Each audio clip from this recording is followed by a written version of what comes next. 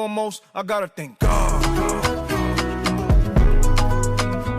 I thank God. First and foremost, I gotta thank God.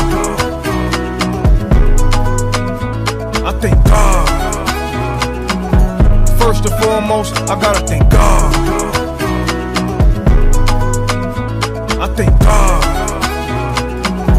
First and foremost, I gotta thank God. I thank God. First and foremost, I gotta thank God. Good afternoon, ladies and gentlemen, all around the world. I gotta thank God. This is The Foundation with Howard Grant. Grateful to be in your company. Always grateful to be here with you. It's a beautiful day. Grateful to be here, man. I'm in the land of the living, always giving praise. We live in, baby. And we made it to another day. We're grateful for that. Grateful for the opportunity. I hope Leslie all right. I got to call him. I want overexert him. You understand? Because he didn't tell us he can sweat. I hope he didn't sweat. Talk to me. We got to talk to Leslie and see how he doing. You know, he's the pot cake certified, identified, lucky in the building. Let me see if I can call him and be decent. This is going to be like a dry call just to see how he's doing and that for persons to be able to know exactly what's what. So we can try a dry call with Lucky and see how he's doing and being able to do those things. But guys, I hope you're out there doing good. I might as well tell you, man, this is a hell of a hot summer. You want to keep yourself hydrated. Yeah, and you know something, to be honest with you, I've always liked the little spritzers, right? You know, the little, what I like is club soda with like a splash of cranberry. That's what I do, right? Club soda, splash of cranberry. Because in my mind, I don't have much sugar. But what happened is that I went out for dinner the other night with my business partner. We went over the sticks. The chicken there is crazy. The little chicken with the peanuts in it, bananas, right? So we went there and we had so I got like a spritz easy. How would you dehydrated? You need to be able to get some water. I mean, as a grown man, you shouldn't be telling me this. I should know. Didn't drink the water anyway. So we got one water. Man, listen to me. The level of hydration that hit my body, the rejuvenation when the thing hit my body, it reminded me that this is summer. And sometimes you believe in this sort of an idea that, you know, you could just do what you normally do. You got to keep yourself hydrated, guys. You got to keep yourself hydrated. If you're out there, you want to be able to make sure you drink some water, drink some coconut water, make sure you be able to get that, the 100% coconut water now from the Coconut Boys, what many Sims call them. The Coconut Boys. Go to the Coconut Boys and get yourself some water, some coconut water, and being able to get your electrolytes up and keep yourself hydrated during this time. El Nino, the child. El Nino, the little boy, is here. So you want to be able to make sure that you can be able to always keep yourself hydrated during this time. This is a serious time, man. Don't play around with this.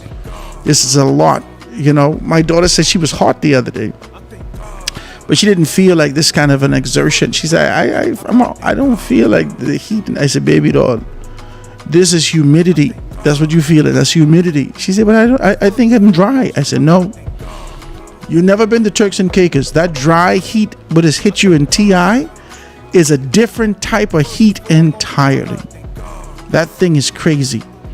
So we're out here being able to do what we do, guys, and just being able to do that. So like I said, keep yourself hydrated during this time, during this season. You got to be able to do that. This show is brought to you by none other than my good, decent friends. I told you about them. I continue to be able to tell you about them. That is Carpet World. You want to be able to go down to Carpet World and take care of yourself. Like I tell you, you got one track road running through this carpet in your house. The carpet was beige when you get it. You forget what color it is until you move the chair. You say, oh my God, I forget it used to be this color. You're looking at it now, it's gray. And you were content with the gray without realizing that that is dirt. Get yourself a new carpet. I want to tell you, clean up that carpet, but that thing is worn. Get yourself a new carpet. They got some great rates down there. You want to be able to go down to Carpet World. Carpet World could take very good care of you. Let your boy know that you're down there. Kyle Williams, he'd be able to take good care of you down there at Carpet World. You want to make sure that you get your carpet and get your things taken care of. Go down there and check out Kyle Williams or the entire team down at Carpet World. They can be able to assist you. The numbers you can call today are 341-86 8671. 341-8671. Coco Plum Wellness. Coco Plum Wellness with my girl, Dr. Teresa Adley Smith. She can be able to take very good care of you. She's located in the One West Plaza, headed out west. When you go northwest, she can be able to take very good care of you in those particular areas. And you want to be able to put yourself in that kind of position. This is with the hydrocolonic. We talked about this, about being able to use that water to be able to get that kind of a buildup that exists in your colon. It's not this kind of an evasive type thing. It ain't this kind of abrasive thing. It ain't like kind of a, it ain't a crazy stuff. You can go down there and it's just some warm water they put into your colon, right? You could figure out how they can do that. They have a specific table that they can use. And what happened is that it actually wears away and beats away at the years of buildup that exist in your system very gently. And you can be able to see now whether or not you guys are dealing with any parasites, any worms or anything like that. All of this can be able to assist you and get your rejuvenation back, get your youth back, get the tenacity back, get the kind of a sickness that exists in your colon. Get out of there and find yourself rejuvenated and feeling well. We want to be able to go down there and check Dr. Teresa Adley Smith. She can be able to take care of you at Coco Plum Wellness with hydrocolonic. The numbers you can dial today is 445-8111, 445-8111. Let her know Harvard Grant sent you. Amen. Harvard. Let her know Howard sent you, and she can be able to give you some great stuff down there, and let her know exactly what's what. Now, if you're looking for a great place that you want to be able to go down there to have some good breakfast, I just want to be decent with you. I have my breakfast down at Garden of Eden. All right, you can go down to Garden of Eden, and Mr. Jones, Ephraim Jones, will be able to take very good care of you in those areas. You got to be able to go down there to Garden of Eden. It's located on Prince Charles Highway in Eastwood. You're going to be able to take that left right there when you're headed south on Prince Charles, just before you get to the Elizabeth police station, where I think that's where the fellas was fighting yesterday.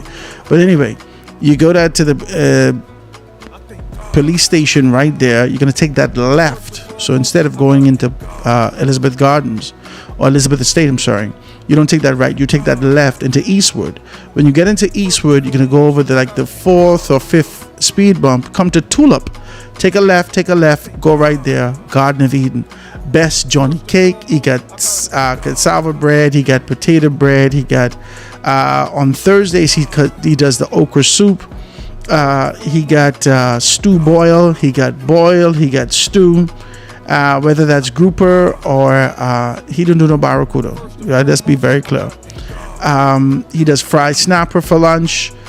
You can get sheep tongue, rib sauce, chicken, hog foot sauce. It's all the things. You want to be able to give Mr. Ephraim Jones a call. He can take very good care of you down there. Let me tell you what his number is that you could be able to make your orders from. Mr. Ephraim Jones. The numbers that you can be able to dial today for Mr. Jones is 819-5574. 819-5574. This is the number I got for him, so we can put that out there. 819-5574. Call Garden of Eden, let him know that Howard Grant sent you up there. I'm sure he's going to give you a little slack thing and be able to get something very nice up there. Garden of Eden, located in Eastwood. Best breakfast in the city of Nassau. I must tell you the truth. It's good stuff, great service down there. You want to be able to go down there. Some great people down there. Williams down there. All those persons be able to serve you and take good care of you down there. So you can be able to go down there and check yourself out. All right, so that's Garden of Eden, right? Now, if you want to be able to do some advertisements with us, I'd love you to be able to do that. Give me a call, 827-0111, 827-0111. And we have another number, guys, you can be able to call us at also, 825-3797,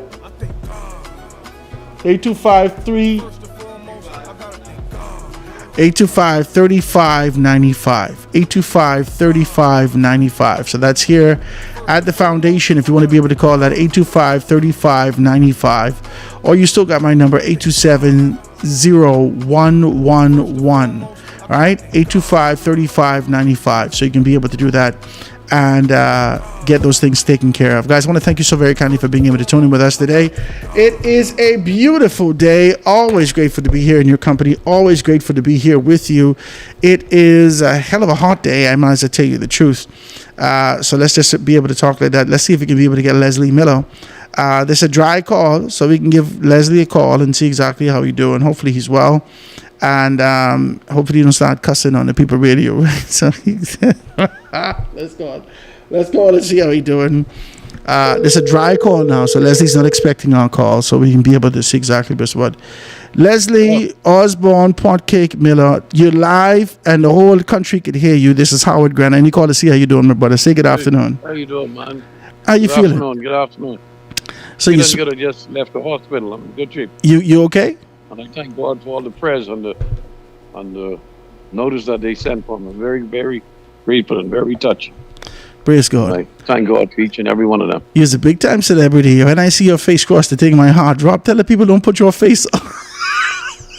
There's only the board cake, man. Only the board cake. Tell them don't put your face on the thing like that. I said, Jesus, what happened to Leslie? You all right? I just fell out in church. I had a lot of couple of things, you know. Yeah, make sure. Oh my God! So make sure you drink your water and your coconut water and everything. I will say that's what the doctor told me. Praise God. Now listen, let me know when you're feeling good again. I'll call you to sit with me. No problem. So I got my radio station up, so listen to 89.5 FM. 89. Okay. 89.5 FM. Okay, my brother. Congratulations, sir. Thank you, my brother. We can talk later. Okay. Very grateful, sir. Okay. Ladies and gentlemen, that's Leslie Osborne Potcake Lucky Miller. And he say you're doing well. We can't overexert him. I don't know how he faint and he was hot. You know, he don't normally button up his shirt. He should be all right. You know, a lot of breeze should be coming in. But he should be good, man. We can continue to be able to pray for Leslie Miller. I hope you guys are good out there wherever you are, being able to do those things. That was a dry call, and we could be able to do that. Guys, if you want to give me a call, I'd love you to do that. 827-0111. 827-0111. Somebody text me saying, Howard, Leslie sound kind of tired, man. I hope you're okay. Yeah, man, Leslie is he go from my show to Shanique's show, from Shanique's show to my show to Steve's show. He is a busy man. He's a busy man. And he's always working between that and walking the streets. The campaign over, but I don't think that stopped him from being able to go out there and campaign, touch some people and say to them exactly what's what. And keep these guys in account, keep them accountable for their commitment that they made to the Bahamian people. So Leslie is out there doing some things and being able to jam like that. So I hope that he's well. And I hope that all those persons are well like that, all right? Guys, make sure you pick up your papers. The Guardian's out there. The Tribune's out there. And let's check it out to see exactly what's what. We can start with the Tribune first. Mitchell plans $34 million foreign affairs spend. $20 million of the new foreign affairs headquarters and $14 million on the London office renovation. $14 million in the London office reservation. The Minister of Foreign Affairs has unveiled the ambitious plan to spend the combined $34 million on the new NASA headquarters building and renovation and High Commission building in London, with further investment to include 2 new protocol houses. The minister's expansion goals are unveiled in 2026-27 annual plan released alongside the government's budget, in which it also discloses the proposed opening of a new Consulate General office in Nova Scotia, Canada. This is plus the increase of the passport office location from 20 to 24 within the next 12 months through additional sites in communities such as Mangrove Key and Maguana. No specific timeline was provided for the new Ministry of Foreign Affairs building or UK renovations, although the annual plan signaled these are medium to long-term projects that will not start construction in the 2026-2027 fiscal year. Nevertheless, the report, and it goes into the business section. Let's see if we can be able to read that. Let's go into the business section. It says,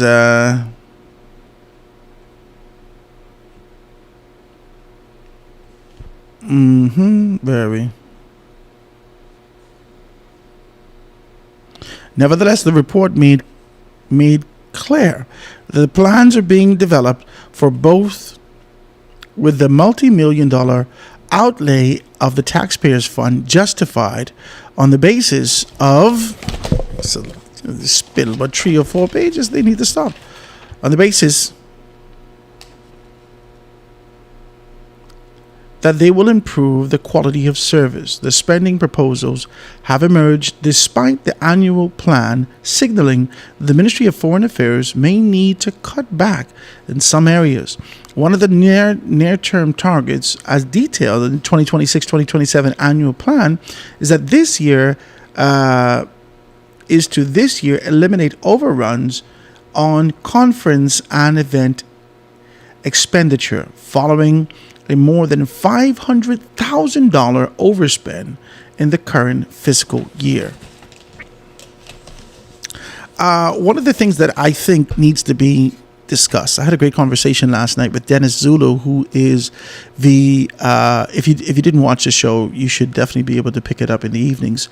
Have good conversations, man. I want to be able to thank all those persons who was able to assist us. I think Felicity was one of the persons who assisted us in ensuring that we had those UN representatives to be able to come and sit with us last evening. Had a good time on the rundown and really being able to talk about that. So I spoke with Dennis Zulu and I spoke with Anisha,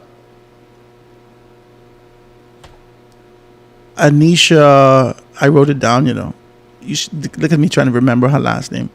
Albuda. I don't want to mess up the woman name anyway. It's Anisha. And she's been able to be a representative here as an officer in this particular space, being able to make sure that these things are taken care of. The UN has an agenda, and they have pillars of this agenda to make sure that we align ourselves with a great deal of things that's happening from an international space. I started to be able to talk about it. He is what you call a coordinator, right? There are 5 coordinators throughout the region. They are located in, let's just call it north, south, east, west, central of the Caribbean. And each one of the persons have jurisdiction over a certain space. Dennis Zulu, in his particular capacity, is Jamaica, Turks and Caicos, the Bahamas, and I think Barbados, right? Wherever he is in this kind of a space that he is right here. And he continues to be able to talk to us about those particular things and really being able to bring the agenda of the UN here. And essentially, it is the same language that they're using. They're not saying it verbatim, but they're using the same language that actually speaks to the fact that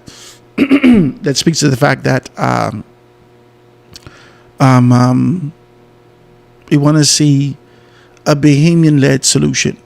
Like how we went to the CARICOM and said we want to see a Haitian-led solution. Let's help them get the Haitian-led solution. I think that's one of the agendas that they have, to be able to come in to do a lot of consultation with the public sector, with the private sector, with different stakeholders, and find out exactly where they stand on certain aspects and certain concepts. And after they find out those particular things, they make a determination. Hey, listen, these are the things that are pressing. These are the things that the stakeholders require us to be able to focus on. And I really asked, when they get that kind of demand, does the demand come from the public or the governmental sector? And so they say they liaise significantly with the government. And so therefore that particular sector is what they focus on to ensure that they take care of those particular things. So that's what's happening right now. It's been a good conversation. I had a good time talking with him last night. But as they started to talk, I just got to be very clear with you, man. I don't know. I'm indifferent with a lot of things. I'm indifferent with the whole colonial concept of being able to send a proverbial governor to be able to ensure that we enact and take on a sort of a concept, an idea that exists as it relates to being able to mimic the agenda, the requirements that's happening from an external standpoint. And so this isn't necessarily the eradication of sovereignty, but this can be perceived as a manipulation thereof. I just want to be decent as I have that conversation with you. There may be a little different, you don't want to talk like that, but that's just what it is, how I see it. And so we spoke. We had a very good conversation last night, and I commend him for his extensive knowledge and the years of his commitment in these particular spaces, I know that he's going to do well and continue to be able to do well. And Anisha's also doing well. She's been here. She's Bahamian. She's born here. And she's doing well, being able to do some stuff in those particular areas. So hopefully he could be able to come sit with me here in this space and really be able to talk about those things. I'll enjoy that also. I have extended an invite. He's here until Saturday. I doubt that he'll be able to make it before Saturday, but whenever he has an opportunity to be able to come back, or even, online, we can be able to have that kind of a conversation. I think it'll be good. So we're going to be talking about that. But one of the things that I want to be able to talk to you about as I look at this is governance. As we read this $34 million expansion for foreign affairs, and we dissected and identify these particular things, one of the things the story is actually being able to speak about that I want to kind of highlight for you, which I think is important. And I don't know whether or not enough people actually deal with it. I don't know whether or not enough of us is actually talking about it. It says the spending proposals have emerged despite the annual plan, signaling that the Ministry of Foreign Affairs may need to cut back on some of the areas. One of the near-term targets, as detailed in 2026 annual plan, is that this year eliminate overruns and conferences expenditure and following more than $500,000 in the overspend. Right. I want to be able to talk about these particular things and talk about what they thought improve the quality of service. That's what they talked about. They said improve the quality of service. I think that's a big thing.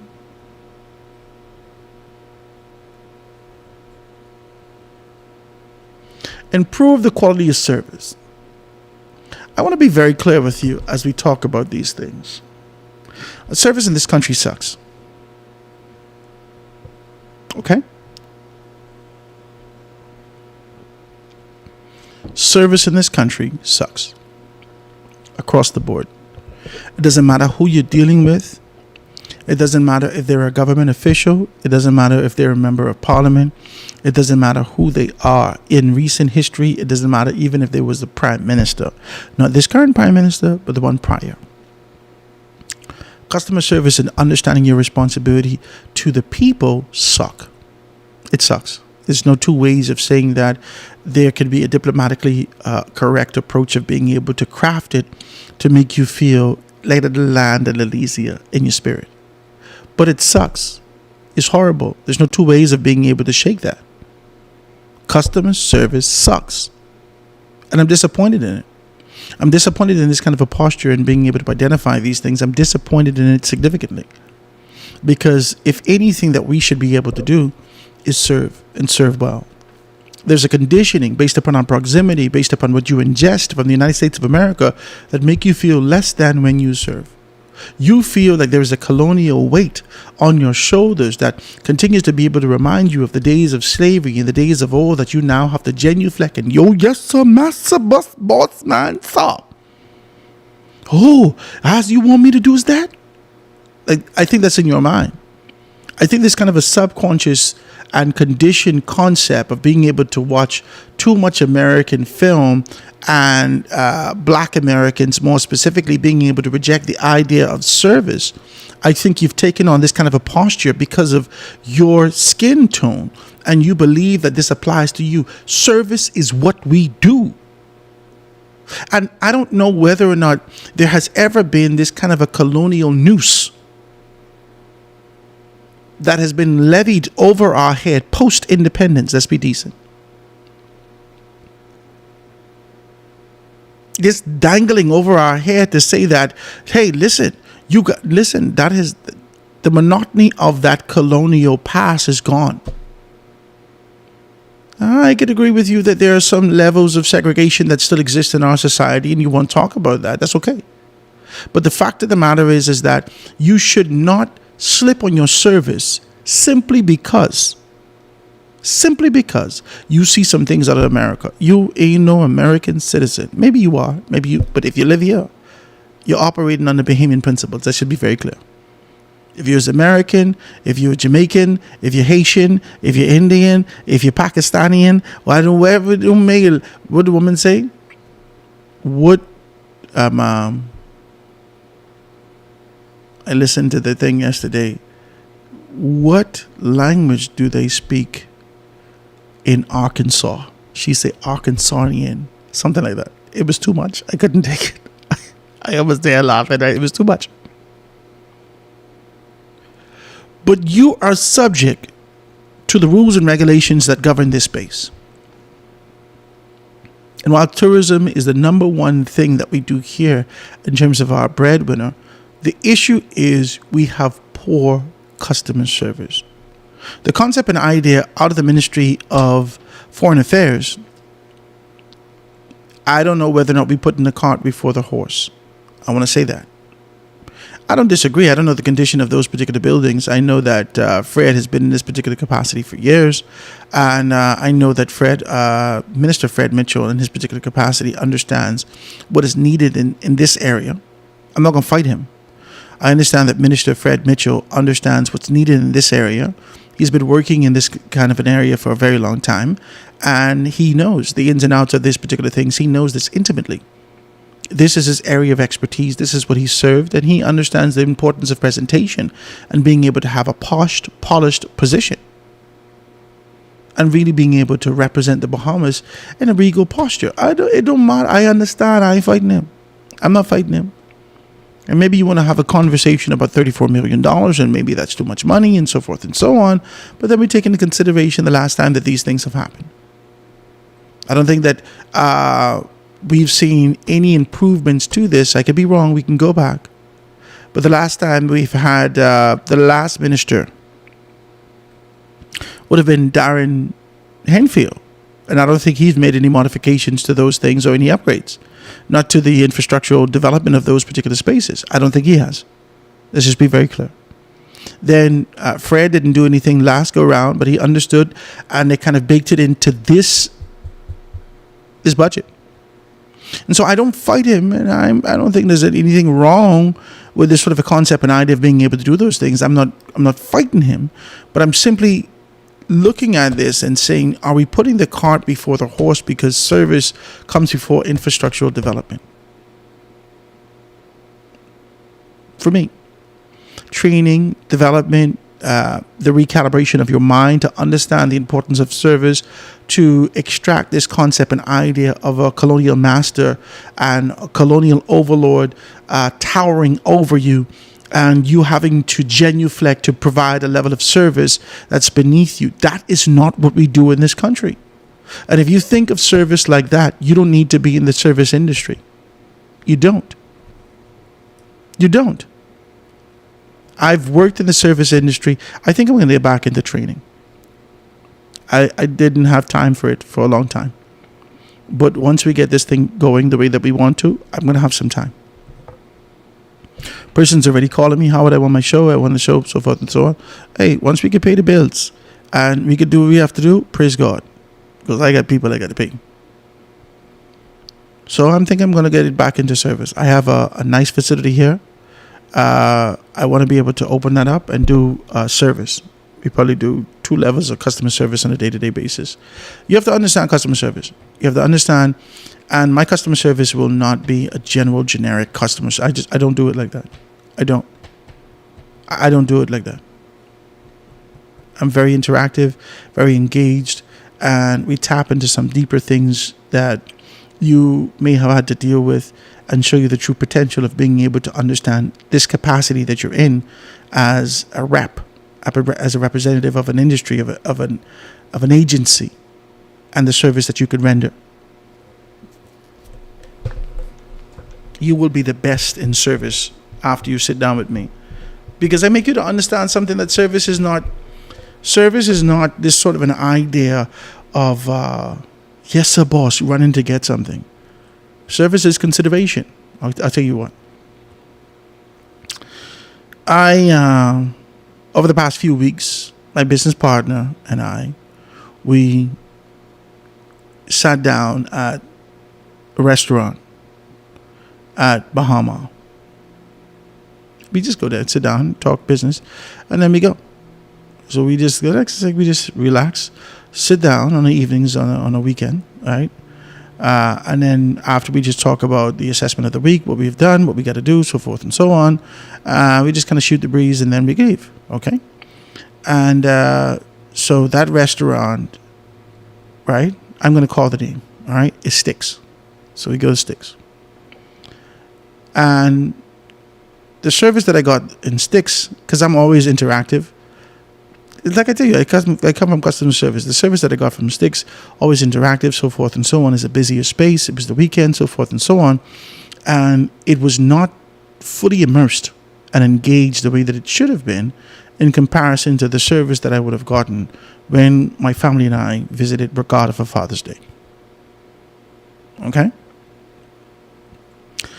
Anytime I raise my head at Regatta, remember this is the buffet.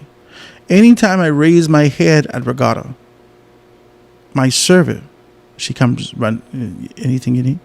Is there anything I can help you with? Is there anything? If she over on the next side of the room, she's scanning all of her people to make sure that they're okay. If you drop a fork, she got you straight. If you do this, you do that, she got you straight. This is superb service to understand how to be able to be proactive in your service to the customer. How you make the consideration of proactivity in your service to customers in comparison to being able to be reactive and saying, okay, yeah, I didn't know, you should call me if you need it. The country that we live in at this particular point lives and produces the general ethos of service, not necessarily in the hotel, more specifically in the government area. If you don't want none, if you ain't ask, you must say don't want. You have a posture that says closed mouths don't get fed. And you also have a portion where the unions used to call it when I was in the hotel, work to rule. You do the absolute bare minimum. That kind of a minimum just before you get fired, that's what you do. This is the service that I've encountered in the government sector across the board. You do the absolute bare minimum. That just be, if there are people that are absolutely exceptional in the government sector, and I don't know whether or not this exception is because of the service that they render, or it is simply because of the comparison of the horrendous, horrible service that we get across the government sector. If I want good service, I have to tip. I mean, in the government sector. Now, I live by the principle of being able to tip. This is what I do. Okay? This is what I do. My wife could tell you, we tipping people. If I spend $300, I may leave $40 on the table. Okay?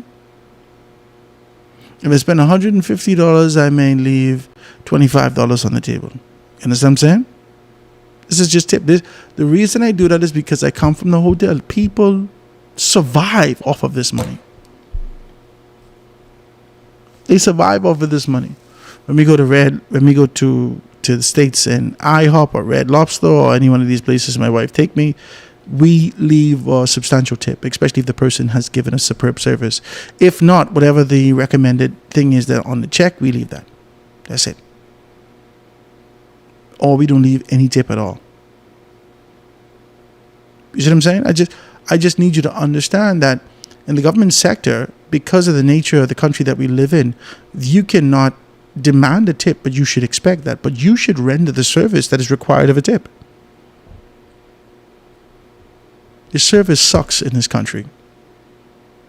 And when the Ministry of Foreign Affairs or the Ministry of Innovation and National Development or the Ministry of Tourism, whatever the subsector is, you need to create a division where persons could be able to be mystery shoppers, and we could standardize the service in this country. And you're talking about progress, when you're talking about this sort of a new day agenda, well, that's gone. But you're talking about progress and being able to choosing progress. There's sort of an idea that we have in this capacity. We need to identify a standardized approach to what service should be across the government sector. And that needs to come from the public service also. There needs to be a standardized aspect of understanding what the service should be in this country. There needs to be persons that you can be able to, after you would have identified, after you would have been able to go throughout throughout the government sector, throughout the employment, throughout the public service, to identify how you're going to be able to teach these people, then you should be able to hold them to account. Service sucks in this country. You think you're doing me a favor? You're chewing gum? You're ignoring me? You're texting on your phone? When I get in there, your hair look wild and crazy. Your nails are long. Listen, this is not colonial. This is professional presentation. You got 78 hickeys on your neck. This is not, you're not set for the front line. You're not set for the front line. They've taken away this sort of a concept of being able to shave your head and shave your face and make it look appropriate, but you're taking it too far. This is not professional presentation. You didn't come to work. People shouldn't have to tell a grown man and woman that you do not smell good. Not in a bad way. Well, actually in a horrible way. You do not smell appropriate to come to work. You smell like you was sweating, and you know you had to go to work, and you put deodorant on the top of that. Now we got to live with this all day. This is too much. We got to prepare ourselves for the service that we know that we could be able to render to the world. The fact of the matter is that we continue to be able to think ourselves high on this kind of a totem pole of service and this pristine location from a global standpoint. But the fact of the matter is that you do not present the level of customer service to retain the amount of money that these people spend in this world. People want value for money now. You're not giving them that. You're ready to have these kind of a natural attractions that exist in this particular space. The least thing you could be is attractive, inviting, approachable. Service sucks. And younger people have no understanding, no comprehension of what level of service that they should be rendering to people. You think we is friends. I pull up to the window. The woman don't even welcome me to the window when I pull up to these drive-through places. She just joke her hand out the window. Expect my money or my credit card. You sitting down here trying to order something. You see, this is where the D-average shows its proverbial skirt. The skirt tail. Its slip. When these D-average children get jobs in society, they don't know how to navigate. You will forever be in this one position. That's it. It's either that or you're going to be worse. And these are the kind of conversations that you want to have. It's either that or you're going to be worse. This is absolutely horrible. When you think of it, let's just be honest and let's be real. This is absolutely horrible. When you find yourself in this position, when you're out here and you're jamming with these people, and they're out here in the real world looking for an opportunity, looking for these things, and they don't know how to talk to nobody. They got their headphones on, they got all these, man, listen to me, present yourself professional in the people's job. You on the job site. What you doing? The nastiest thing in the world, you're talking to me and you chewing gum.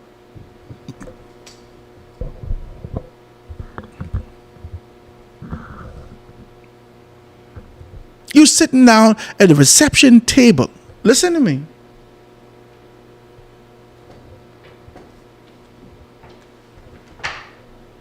You sitting down at the reception table.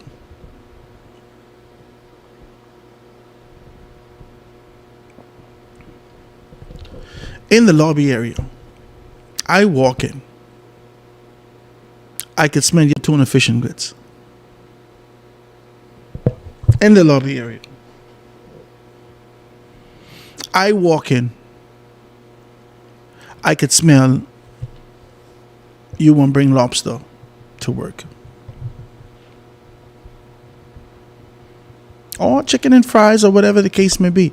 My lobby area shouldn't smell like that.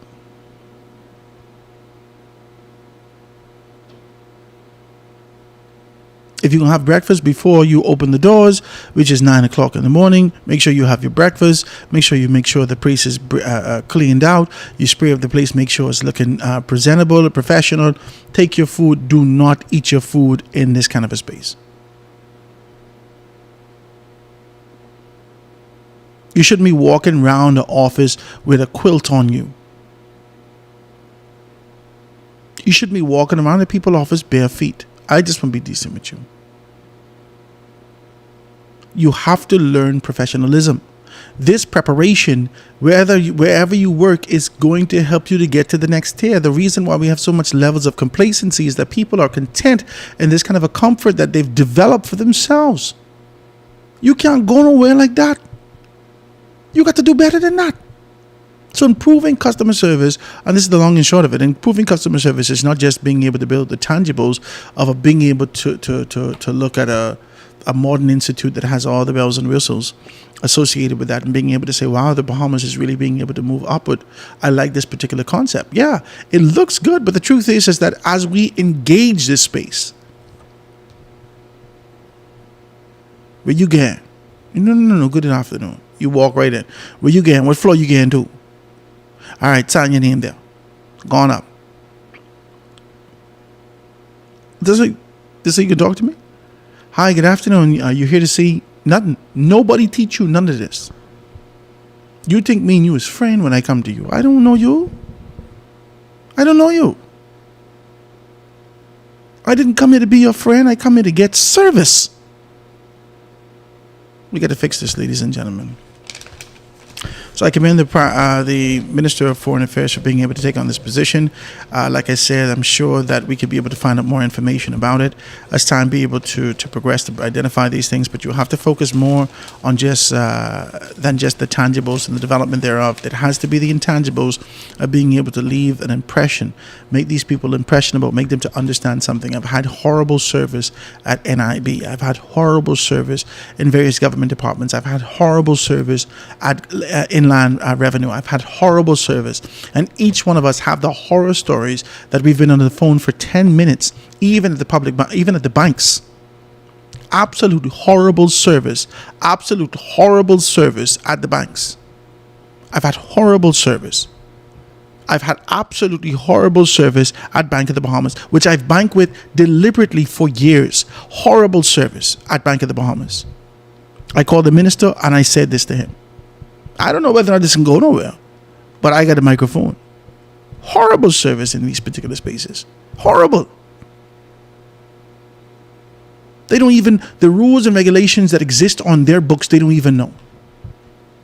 They don't even know their own rules and regulations, and management is even worse. There is no accommodations. There is no apologetic. There is no desire to be able to move towards rectification. There is just this kind of this position to say that this is immovable. We've made this decision. How could you make this kind of a decision? This is horrible. Why would you do this to me?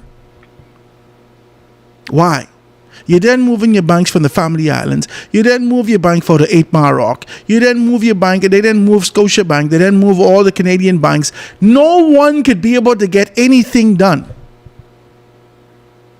And no one is proactive enough to be able to understand and take care of these things. We are getting the messy end of the stick in this country as it relates to service, and you keep putting up our taxes, you keep putting up the prices, you keep making it difficult, you're giving us all sorts of hoops to jump through, and you're giving us horrible service. We deserve better than this.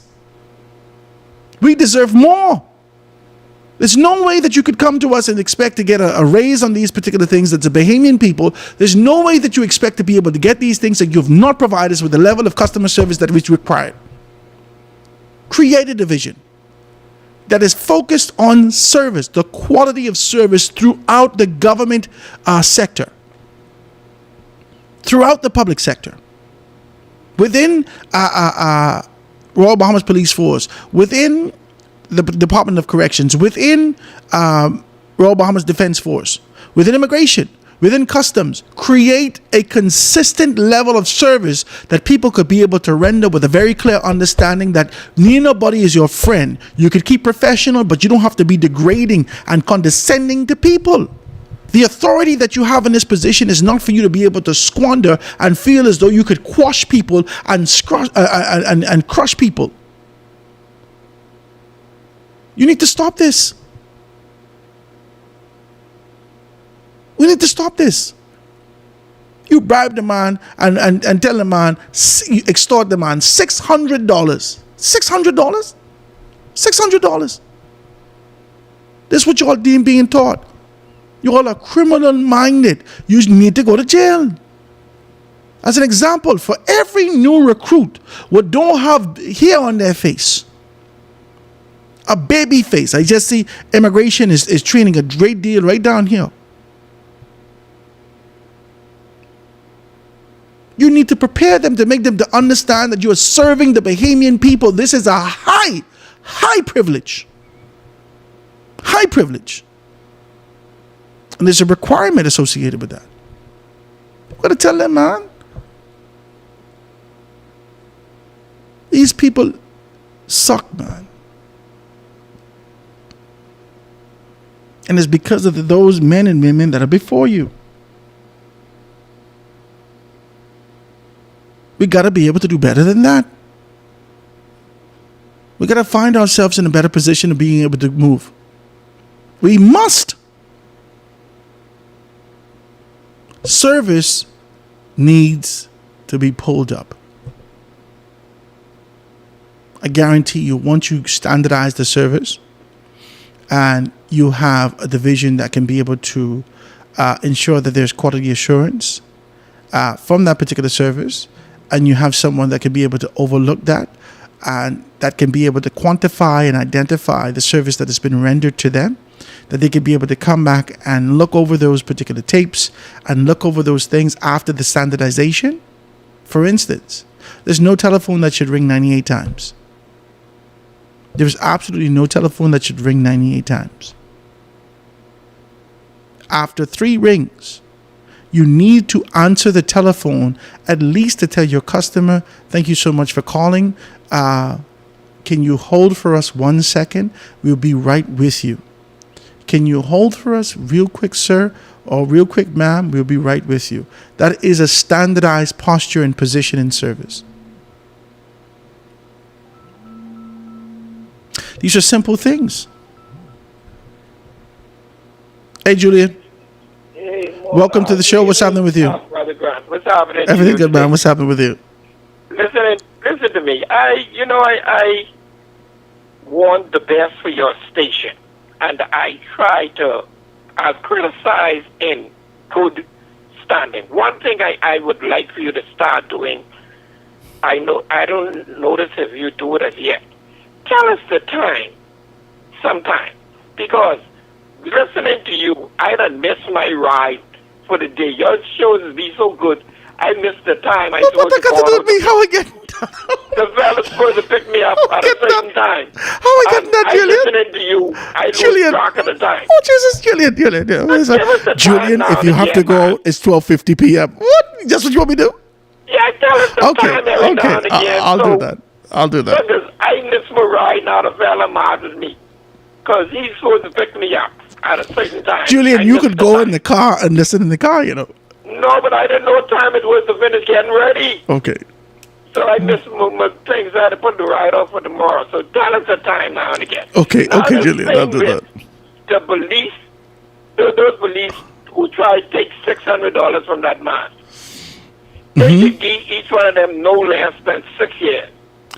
Okay, Julian, you're doing too much. Okay. A year for each $100. A year for each No, 100. no, Julian. Because that is petty, man. That's a hide-off. No, they get 90. That is. I'll give them 90 days in jail. I don't know whether I'll give them 90 days in jail each, and they lose their Give job them and position. something. You got to give them some time. Yeah. Because I mean, for being. I don't understand that. Well, it's just a thief. It's just thieving. You for far too long, so many persons have gotten away with it. The culture in this country, a lot of people believe that this is just a part of what you do in various capacities, in various positions. You need to have people set up and hire tourists and hire all kind of people on all these divisions, and whoever take bribes, put them in jail. It's the same thing. Ain't no big deal. But Brother Grant, listen to me. If me as a civilian go on well, back in the day we used to call it a play with a officer, and they give me 3 years in jail, they should give the officer 6. Whatever they give the civilian, they should double it for the officer. For him knowing the right, knowing he's supposed to be protecting the country, not trying to suck off the country, they should give them double time. I always thought about that. They should give them twice as much as they give the civilian if That's they it. find them guilty. That's Because it. it's not. It's unbecoming, man.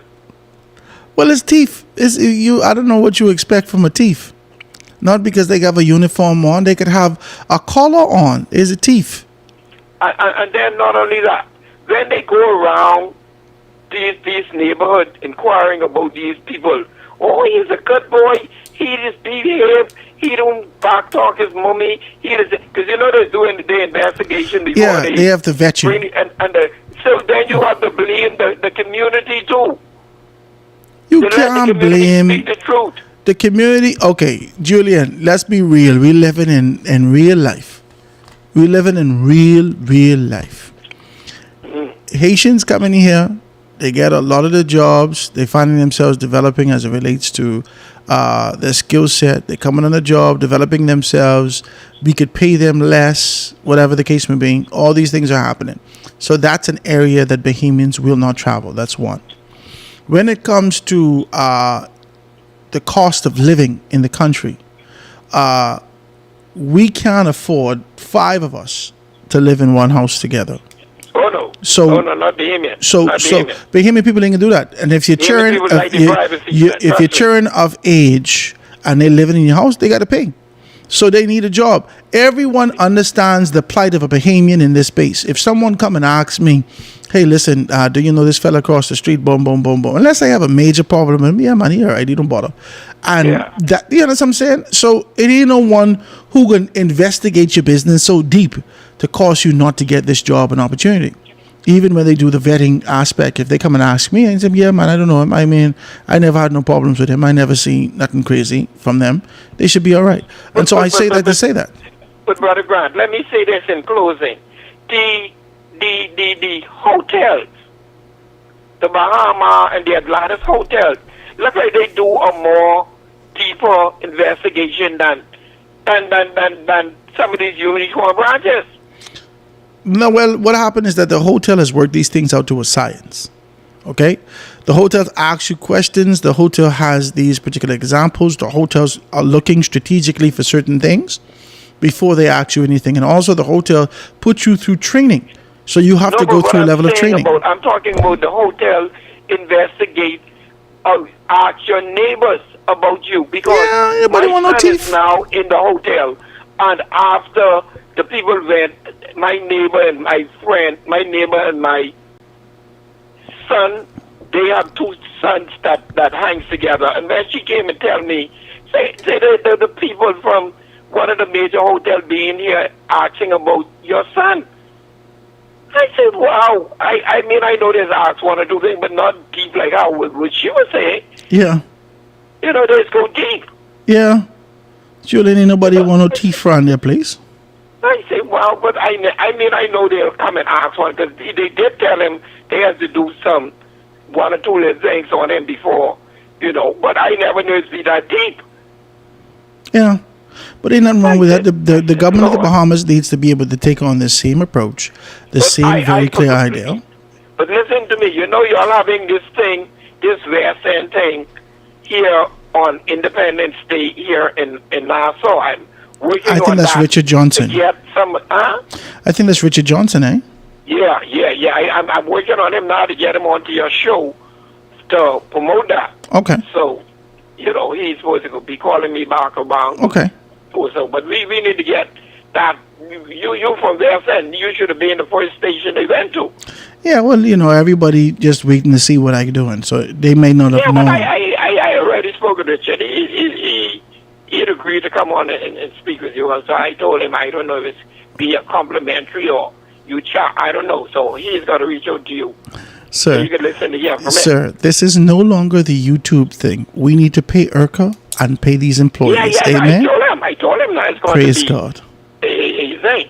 And he should be coming to you real soon because that's your Western boy. Well, I look He out for a always call from bragging him. about Western.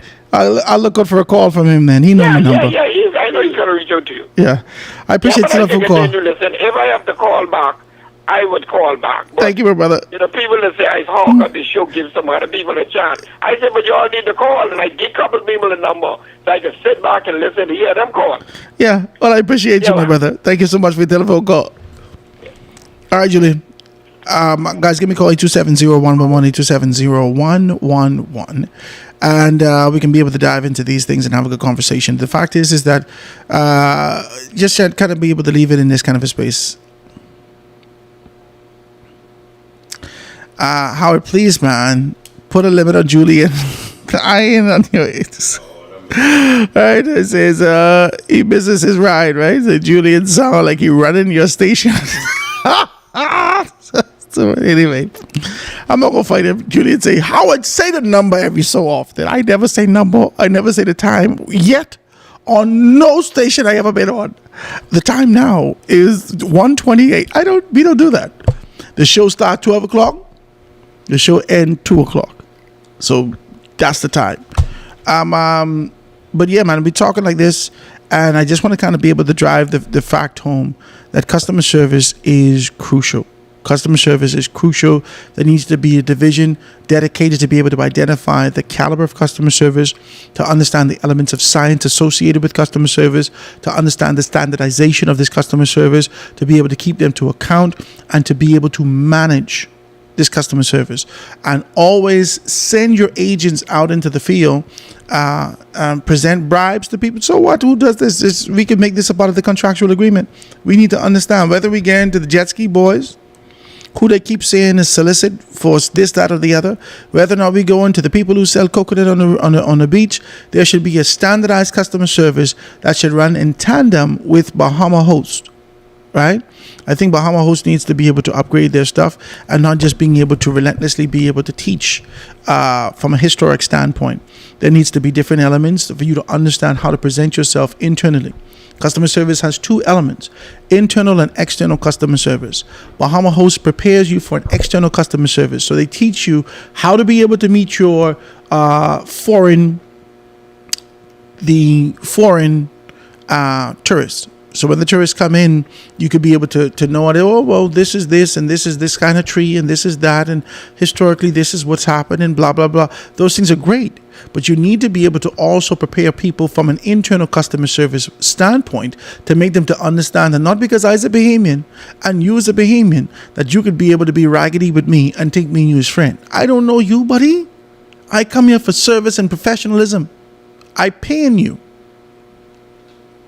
I never forget this woman in 8 Mile Rock. She think me and her's friend. Never forget her. In 8 Mile Rock. They bring Kentucky Fried Chicken in 8 Mile Rock. Now, normally I would go to Tripoli or NNA. But they bring Kentucky Fried Chicken in 8 Mile Rock. I can use too spicy rib. That's what I like. I go on to Kentucky on Sunday to get my too spicy chicken. That's all I want. Only too spicy rib. I walk inside to get it. The girl's feeding, she serving me. She say, Jesus, your wife can't cook it. What? What? I feel like Lil Jon. I said, what? Huh? I couldn't believe she said that. I said, would you? Now she told me you know his friend. I don't know her like that. I see her face in 8 Mile Rock. I know she from around here, but me and you ain't no friend. So I look at her, I say, excuse me, miss. When you walk in your efficiency with your 6 children and you cut on the light, just remember I pay for that, eh? How my wife business get in your mouth? You don't know nothing about how nothing go. Why? How dare you say something like that to me? Oh, I didn't mean it like that. But no. Serve my chicken and shut up. Me and you ain't no friend. Don't do that to your customers. We come in here to render you service on a consistent basis. Why would you do that? I'm out black, so you know she have a favorite fellow who she's go to get her little thing. Talk to me. Ain't nobody's getting your business. They just take your money and give you your thing. How you getting my business as to whether or not my wife could cook? Your wife can cook, eh? Oh, Jesus. I talked to her really strong on a Sunday in Kentucky. She never do it again. Kentucky closed in 8 Mile Rock afterward, though. I might as well tell you that. That's what happened. It closed in 8 Mile Rock. Yeah, it can't survive in those kind of areas, right? Your wife can't cook. Hey, miss, let me tell you something. Don't you ever. I said, what? You got to be out of your mind. Guys, let's take a quick break. We're going to get right back and dive into the conversation after this.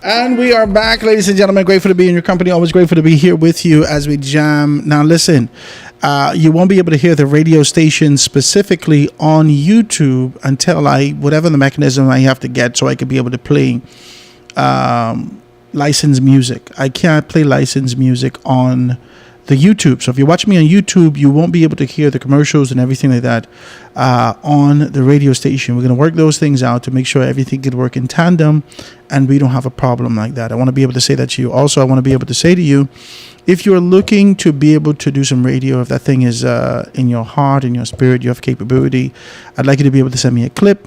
If you want to be able to be one of the personalities, we have one person for our morning show. I want to be able to put 3 people together for the morning show. Maybe we start with 2 and then kind of build it out to 3. But I'm looking to be able to have a duo, at least a trio, or a duo at least for the morning show. A male, female, just kind of so you can banter back and forth to talk about events and so forth and so on. I got maybe 1 or 2 people. But don't just call me and say, how would I be on your radio? I won't be on your radio station. Don't just do that. Send me a clip of what you do. Okay? So you should at least have a clip to say that I've done this before. Here's a clip of what I do, so forth and so on. Oh, even if you in Nassau or Grand Bahama or technology places us in this position now that we don't have to be side by side. Okay? So you hear Steve Harvey every day on his radio show. He's never in the studio with these guys, but you wouldn't know this stuff. So the technology has placed us in the position where we can be able to be live and contribute to a show at the same time. So, once you have the talent, the capability to be able to carry this, we're looking to be able to do a show from 7 a.m. to 10 a.m., 7 a.m. to 10 a.m. every morning. Well, Monday to Friday, every morning. And then we can be able to do it like that. And then also for our Saturday show, we want to be able to do something very cool for our Saturday mornings, sort of clean up the house, clean up the place, so forth and so on, something funky, something fresh. If you're interested in that, I'd love to hear from you. 827-0111, 827-0111. Listen, I'm not going to sit down and talk with you as you continue to be able to kind of swim through whether or not you like this. If I say this, let me try it. Well, yeah, Mr. Grant, I did this before. I don't have the time for that. Send me a clipping to show me exactly what you do. Send me all these particular things. Send me your resume. Let me identify exactly what I need. Remember, develop your resume specifically. I don't need to know that you was a bartender on your resume. That is not important to me. Can I say this? I know you want me to be able to see that you've done extensive work in service and I don't need to see that you were a bartender. I don't need to see that you was in housekeeping. Let me know those elements associated with what is the position that you're looking for. So modify and streamline your resume to present it for what these particular things is. I will train you also. Okay? So you will be trained. I'll teach you how to say it, where to be able to put your emphasis. We'll go through it. I tell you, oh, I like that. I don't like that. Maybe you should try it like this. Make sure you get more energy. Make sure you do it like this. Boom, boom, boom. Whatever we have to do, we will do it to make sure that we can be able to get that level of service as we render to the Bahamian people. They require, talk to me, a level of professionalism. All right? So I want your personality. I want this kind of a generic concept. And if you're interested, I'd love to be able to hear from you. 827-0111 in these areas, right? Yeah, let's look through the papers and see exactly what's in the papers this morning. Also, like I said, we've already gone through the foreign affairs. Davis Marks, let's see.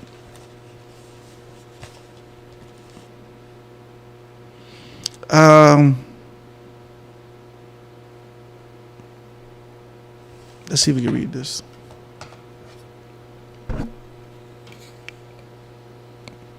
The Tribune, historic paper of record, and we take enormous pride in delivering the truth to our loyal readers. The idea that we would we would derive pleasure from telling you that we got something wrong is almost fanciful. All right? It goes on to say, but That is exactly how we feel today. Yesterday on our front page, we carried a horrific story about a resident in Camp Road, Don Smith, being mauled to death by a pack of stray dogs. Don was indeed attacked by dogs. Mercifully, he was not killed. Jesus Christ.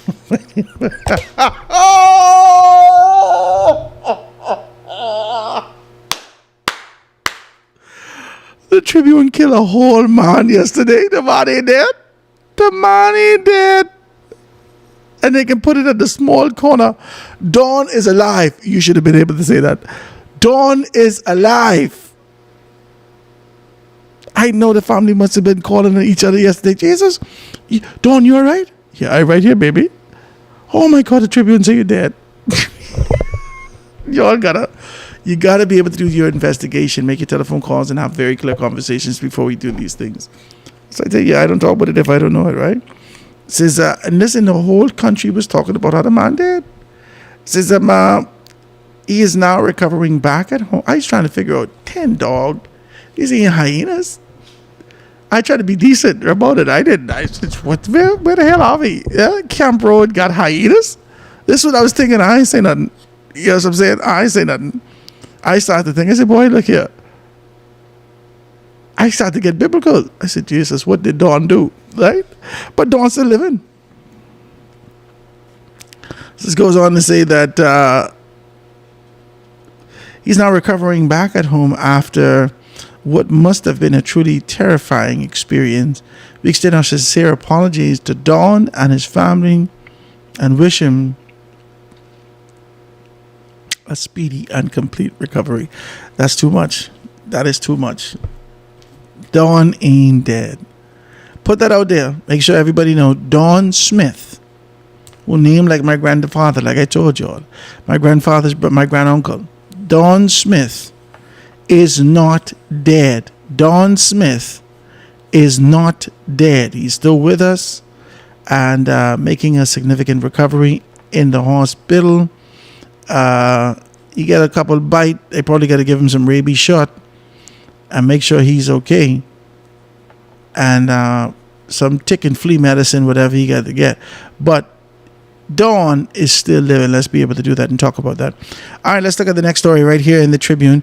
Davis mocks Pintard for snubbing deputy.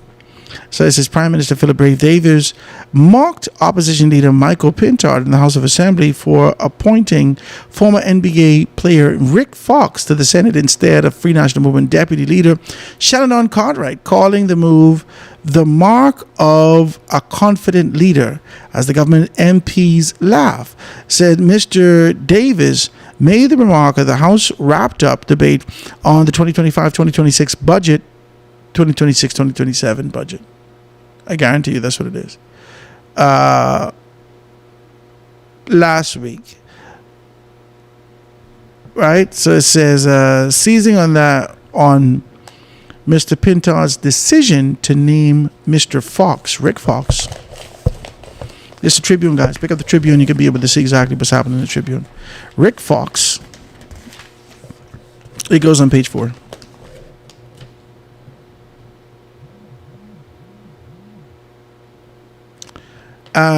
Attorney Ellsworth Johnson and Arithia Komalafe and Dr. Trevor Johnson as the Free National Movement's 4 opposition Senate. Mr. Cartwright, who lost his Senate, he lost the St. James constituency race, was not appointed to the upper chamber. Mr. Fox had publicly identified himself as a first-time voter, a detail Mr. Davis used to mark Pintard's leadership judgment. I offer my special congratulations to the member from Marco City on returning as leader of the opposition. That's what he said. He says he clearly seems to enjoy this role.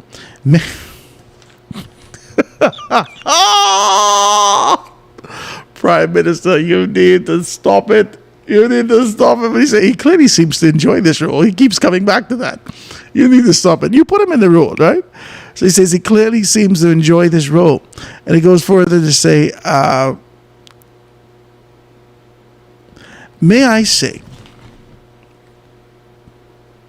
how much I admire the inclusive and pioneering approach in appointing his team. to appoint a first-time voter to the, listen to the level of sarcasm, right? To appoint a first-time voter to the upper chamber at the expense of his deputy is the mark of a confident leader. This is hilarious. So I give him my solemn promise that I'll do all that I can to ensure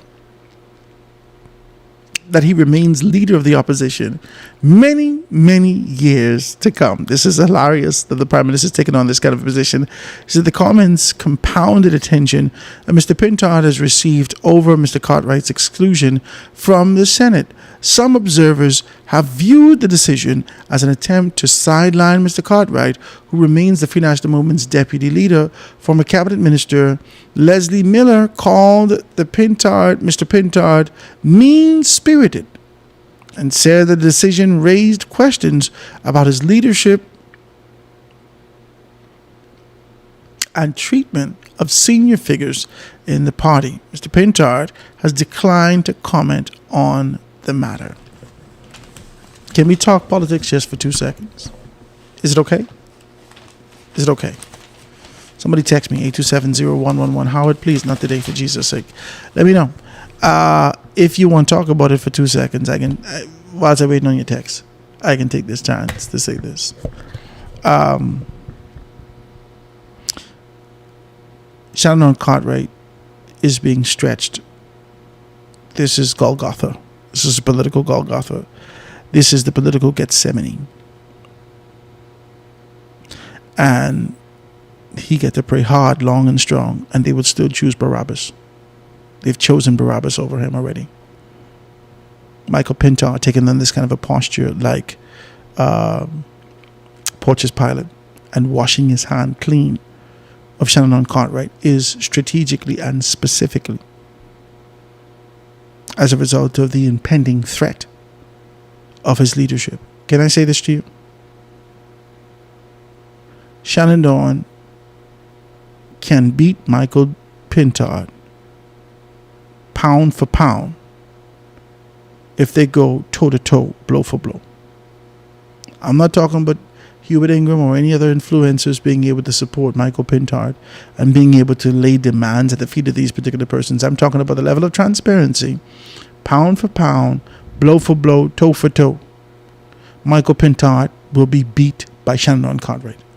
Shannon Cartwright is charming, he's articulate, he's insightful, he's youthful. Some of the gals would say he's handsome. Talk to me. He'll be in a strategic position to be able to capture the imaginations of the people. He is bold. He's willing to be able to step out and get and make things done, make things happen. But Shannon Dawn, he has not capitalized on that. I don't know if it was because of fear. I don't know if it's because of contentment and comfort. I don't know what it is, but he wasted time. You've wasted years, sir. You did not build a contingent. You did not build your those people you're following. You did not build anything. You thought this was going to be a natural arc of being able to move in this position. I thought, maybe you thought that you would have won the constituency of St. James.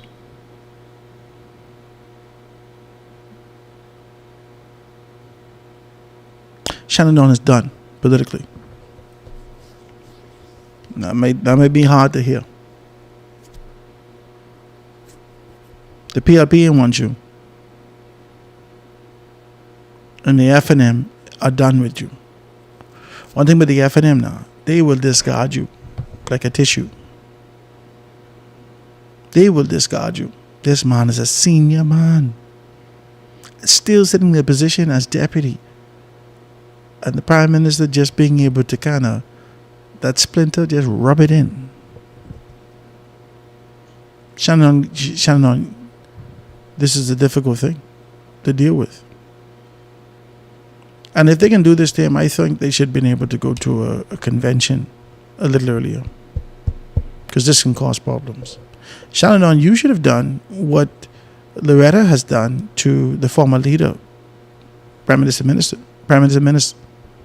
and keep pressuring for there to be a convention. go out socially. I don't know what you keep playing this kind of a nice guy thing. They are killing you politically, sir. Your aspirations are gone. You need to be able to find some place to go. You need to be able to find an investment to make, a business to get into. You need to be able to do something so you can take care of you and your family if that's the road that you're going to take. If not, you need to be able to be aggressive and say to them, let's go to a convention now. You got to do this. You got to do this. Thanks so much for dialing the foundation, Howard Grant. Julian, I see a call. Call me back. I know the people can call me, cuss me for you, Julian, but that's okay. Until Papa them get to know where I am, we got Julian. Julian, give me a call back, 827-0111, 827-0111. I'd be more than happy to take your telephone call. Go ahead, Julian. Yeah, Brother Grant. Yeah, what's up? I read the whole back from calling back. You tried. I let you get away yesterday when they said something about the speaker. I didn't call back yesterday. Go ahead. I ain't gonna fight you. Go ahead. But I had to call back today, not really on the FNM saga. I wanted to call back mainly on that dog attack. You remember when the dog them tried to attack the prison officers when they were going back? And they shoot the dog. After the funeral when they shot the dog. Yeah. All them dog activists and all them dog people, they almost killed that prison officer alive. I didn't hear one of them say a word yet about these 10 dogs who attacked the gentleman in Cameroon. I ain't hear nothing but none of them yet on that. I ain't hear none of them, all them big talk, oh, why the man had to shoot the dog and this thing and that. But the 10 dog almost killed a human being. I ain't hear none of them saying nothing yet. You heard any of them yet? I ain't heard him yet, but the man ain't dead. He's still living.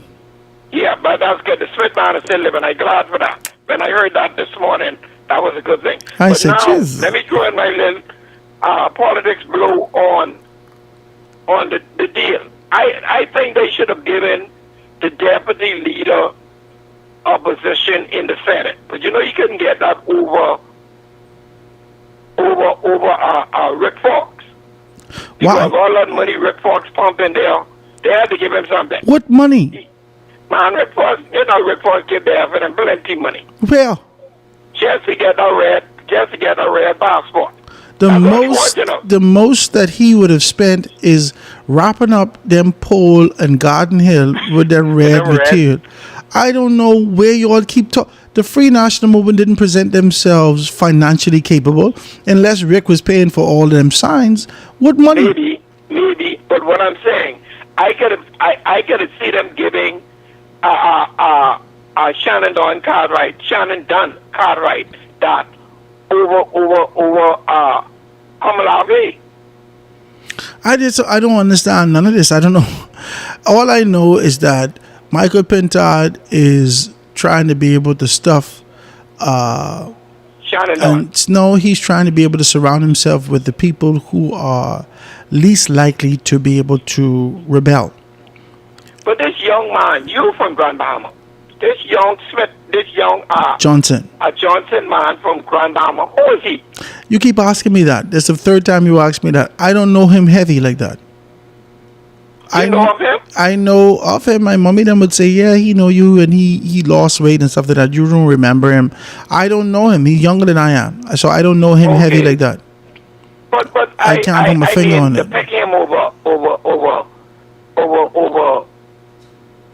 You can't pick him yet. We ain't seen nothing. Pick him over Shannon Dawn too. That's kind of funny. We ain't seen nothing the man could do yet. So we can't. I don't know why anybody would pick him yet. I don't know. Yeah, but I'm saying you see what Shannon Dawn at least could raise little hell. Shannon Dawn could beat Michael on the floor of a convention if Hubert Ingram don't get involved. I believe so. I'm telling you, I'm not asking you. Say that. Now you just say that piece. Shannon Dawn can beat Michael Pintard once there is no influence from Hubert Ingram, once there is no influence from those particular persons. Shannon Dawn could go toe to toe, blow for blow with Michael Pintard and win. He can win. I believe so. I'm telling you he could win. I believe Shannon Dawn Dawn went into the deputy's position unopposed. Unopposed. But, Brother Grant, I believe Shannon Dawn, I don't get in this liking man thing, but I believe Shannon Dawn is more liked around the FNF than Mr. Bendar right now. Shannon Dawn has that kind of personality. He's an approachable guy. Shannon Dawn has that kind of a personality. And he's a half Chinese. They should have keep him around. He's a half Chinese. Julian, get off my phone, but he's a half Chinese. See you later. Bye. Thank you for your telephone call. This guys. This man getting half Chinese. I don't listen. The views and opinion of this show are that of the callers and not necessarily that of the host. Listen, this is too much. I don't know nothing but what he's saying. So let's just be very clear about this, okay? Let's be clear about this. Let's talk about these things and be able to be to understand our position.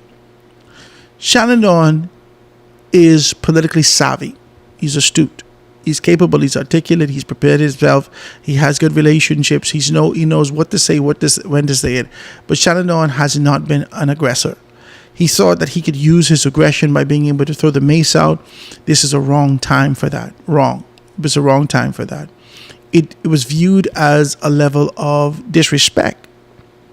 And the mace itself didn't hold the proverbial power that it held in the minds and hearts of the people that it held when the first time it was thrown out by Lyndon Pidlin. Okay, this kind of a shrine and being able to identify that power is vested in this kind of a thing is not what exists in the minds of the Bahamian people. It's just not. The only people who reacted significantly to that would be the older folks who would have known about this, what existed in times before. This is not the same thing. It's just not.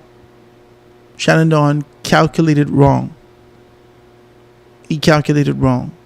You need to agitate for a convention.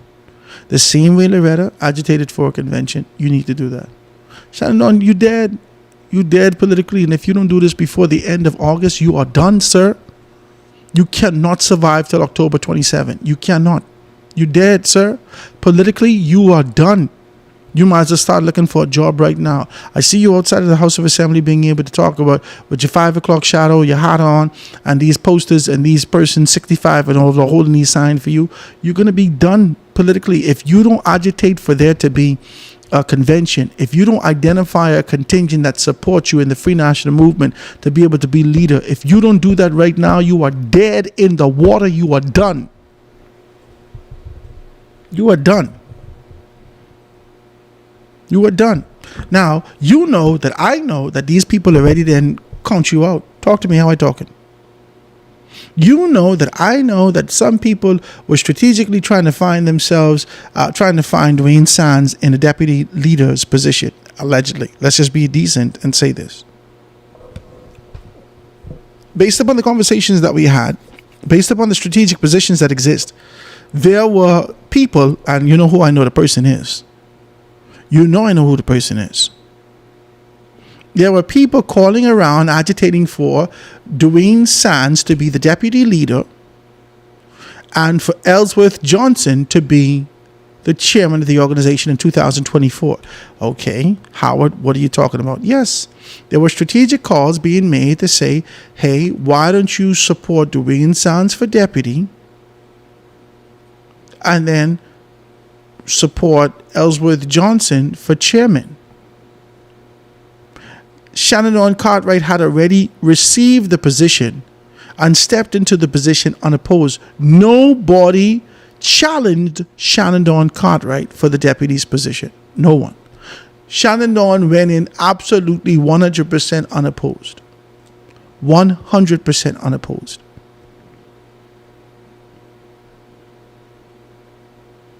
And the people who these particular concepts was presented to rejected the idea of being able to support anyone in the deputy's position other than Shannon Dawn Cartwright. Shannon Dawn Cartwright has the wherewithal to do this. He can do this. There are people that support him significantly, and if he muster the huevos to be able to move forward and make this happen, he could do it. But Shannon Dawn, you're going to need a couple $. For you to be able to make this run, you can need about $75,000. Why? You got to put together a team. You got to put together strategy. You got to make sure some people are taken care of financially. You got to make some telephone calls to the family islands. You got to travel to some family islands. You got to identify some people in these areas. You got to do your best to keep this thing quiet. You can need about $75,000. You can need to throw a little party here and there. You can need to be able to touch these people here and there. You can need to be able to deputize these people. You can need to go visit certain constituency headquarters and certain constituency councils and start to be able to speak in those areas. You gotta go down to these places and talk. You're gonna have a hard time, brother. You're gonna have a hard time. They are killing you. You get an interview by Gayle King right now, and you's R. Kelly. You're killing me out here, man. You're killing me. That's what's happening right now with you. Your political career is being snuffed from you, and it doesn't seem that you're fighting for it. You're very casual, and you keep letting these people put you in places they don't want you. Shannon Cartwright, they don't want you. They didn't let you speak in 2024. You continue to be able to jockey to find yourself behind the microphone, but every time you touch the microphone, you light it up. They can't do what you just do, Shannon Dawn. Every time you touch the microphone, you light that thing up. Everyone know, Shannon Dawn, you good. Michael Pintard is talkers tired. Tired. And anytime you ask him a question, he deflect and tell you something that the PLP did, and they teeth in and this and that and the next thing, and trying to be able to always remind you of this. He's still ain't got no vision, still ain't doing these things, relentlessly deflecting on this particular position. You could take him. And guess who knows that? Michael Pintard knows that. If it was me, I wouldn't give you an opportunity either. If it was me. And you all sit right there and let the man come back. You all ain't thinking. This man thinking survival. Michael Pintard is thinking survival. His political legacy, his retention of this particular position, his ability to be able to get paid, his ability to be able to take care of himself and his family, and still being able to navigate the organization to where, I don't know, this must be like a cruise. You ever take like a cruise into the harbor and just go swim right around in the harbor and go right there? There's a cruise to nowhere. That's where the F&M going on, a cruise to nowhere. With Michael Pintard's leadership in this particular capacity, it's a cruise to nowhere. Yeah, you get to play a little casino, you have a little party here and there, you smile, you go on in the international water, then you come right back and go on home. It's a cruise to nowhere. And not one of y'all said anything about his leadership. You're content with this cruise until 2027. You will not have time to be able to win the next general election. You will not. It's time now to start rebuilding. There should have been calls made right now by a new Secretary General. There should have been calls made right now by internal divisions of the organization to identify persons who had left the organization and drifting and wayward. And not necessarily finding their way. How do we find our way back? There are calls that need to be made right now. To people like Darren Cash. You let Loretta go. You let Darren go. You let Karen Shepherd go. And then you try to talk bad about Karen Shepherd. You let my mother go. And then you try to talk bad about my mother. These people leave the organization. Talented, qualified, capable, articulate, insightful, passionate people you let go. You never try to call back Michael Pine. You let Kai Mill, who only know F&M. You can tell he have good relationship with Hubert Ingram, and he have good relationship even with Hubert Ingram's wife. And you let the man go. You seem to believe in your arrogance and your pride as an organization. The head of the organization believes that we have enough talent that we don't need them. That is an absolute lie. You need every Jesus fragment of person that left the organization. You do not have the talent that exists in the organization. If you did, you would make a silly decision to be able to say, hold on, wait. I think we can hold off until next year, October, before we make a determination how we can do it. Shannon Dawn, you disappoint me. You disappoint me. Because when it comes time to be courageous, you decide to cower out. You pull back. This the time to identify your support. Let them be able to show themselves strong, show themselves bold, and you be able to fight for this position. Let people see that you're strong. Show up in the media on a consistent basis to talk about the vision for the Free National Movement. Develop a concept and idea to present to the people of the country. Develop an app so persons can be able to get it. Get interviews. Do something independent. Create a website that persons know where you are. Let people tap into you on a day-to-day basis. Go around and touch those particular things. Don't deflect from the organization. Let them fire you. Let them fire you. But deflect from this kind of obedience. Let them fire you. But before they fire you, you work your guts out. Work your guts out. Make your rounds in the media. Develop those things. Put your stuff in the newspaper. Go on the regular on the talk shows. Do as your deputy right now. Don't step down from and don't deflect. Don't step down from your position. Don't deflect. Work. And let people see that you have the vision for the Free National Movement. You gonna let these people Michael Pintard will not be the next leader of the Free National Movement, but you can let him kill you? You all got to be out of your mind. Michael Pintard will not be the next leader of the Free National Movement. And you can let him kill your political aspirations after you beat Cheryl Bazard when it wasn't designed for you. You beat Cheryl Bazard down there in St. Barnabas and did well. And then you beat the Blue Eye Boy for the PLP, and everyone knew that you were staying in this kind of position. Twice in the constituency that was designed for the PLP, you was able to retain that seat. And then you lost all hope. I don't know what happened in your personal life. I don't know if something happening like that. But you need to find your huevos, sir. Your cojones. You need to find that. And work this thing. You know, we tell nobody give you something. Nobody can give you nothing. You got to take this. Nobody's concede power. You got to yuck that. You in this kind of position, sitting there, what you doing? What you into? You think I can let Michael Pintard beat me? You know I could beat him? No way. No way. Let's go. Take your position. Go on every talk show in this country. Everyone. On the television and on the... Hey, listen. We listen to Michael Pintard. They want to do this. They want to do that. How you could sit in there and agree to that stupidness? That foolishness? How you could sit in there and agree to that? You had to, though.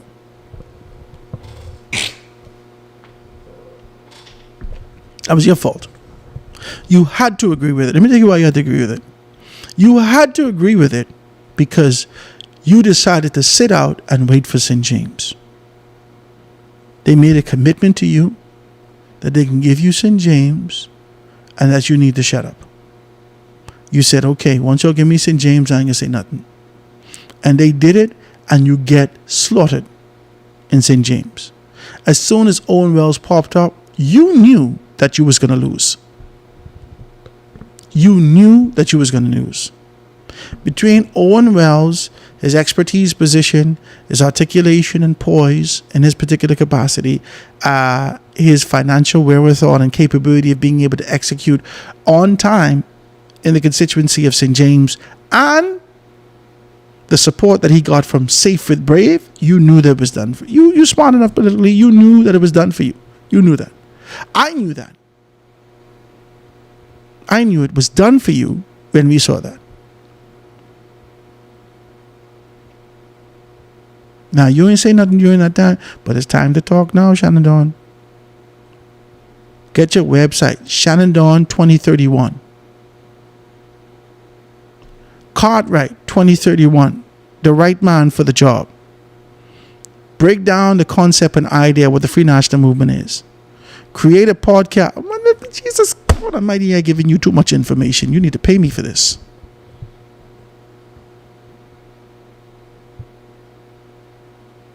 You could beat this man.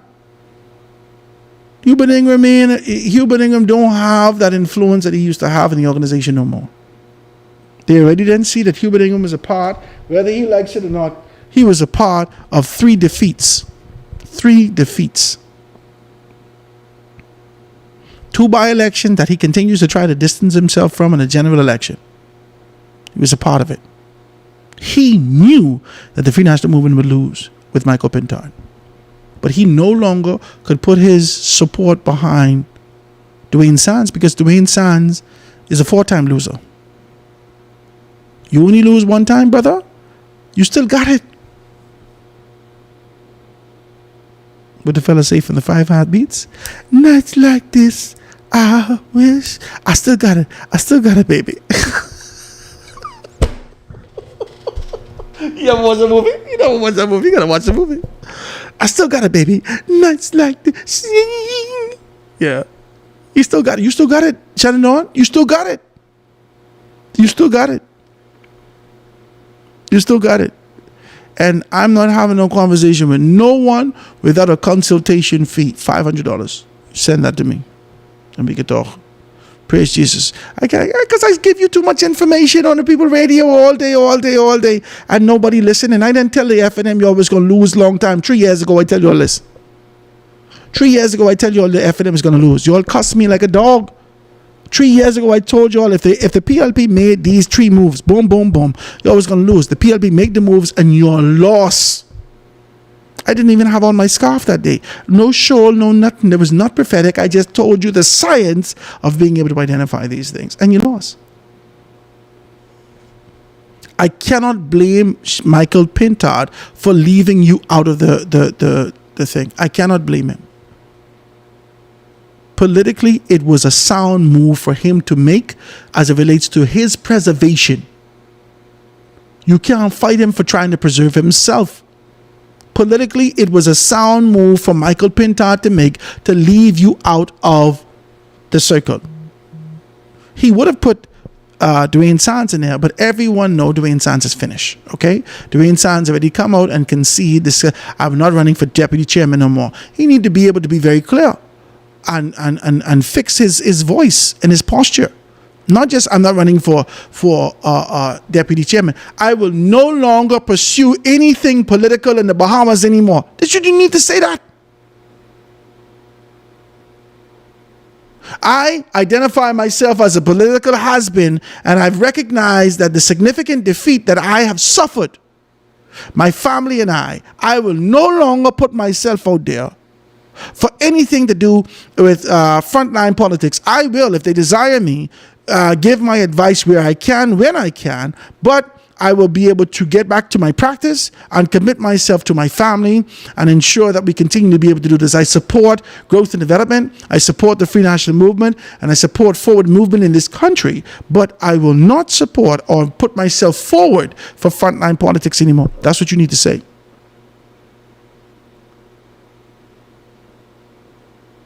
You don't come out here and tell me you ain't running for chairman no more, and my heart sink. Oh, Jesus, would that make you running for leader now?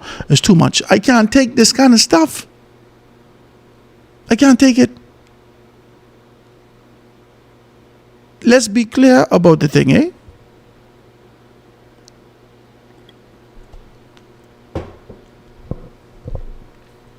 Let's be clear about this.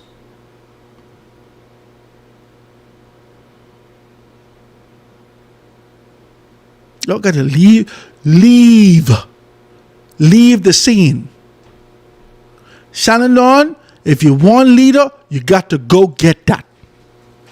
But you're scared of Michael Pintard for? Michael Pintard don't have, he, on the totem pole of leadership in the Free National Movement, he is the least. Tommy Turnquest above him. On the totem pole of leadership, he's the least. What you scared of him for? The power only exists and reside with Hubert Ingram. It doesn't reside with him. If you want leadership, go get it. Go get it. Don't be afraid. Go get it. What's the worst that could happen? What's the worst that could happen? They kick you at the party. You're already out. You're already out. You're only holding on a proverbial concept and idea. It's only a figment of your imagination. You're not really in. From you got to go outside. Why are you standing outside the club? You can't even get in. That's what they can tell you. That's what Chris Brown is going to come out there and sing to you. You can't even get in.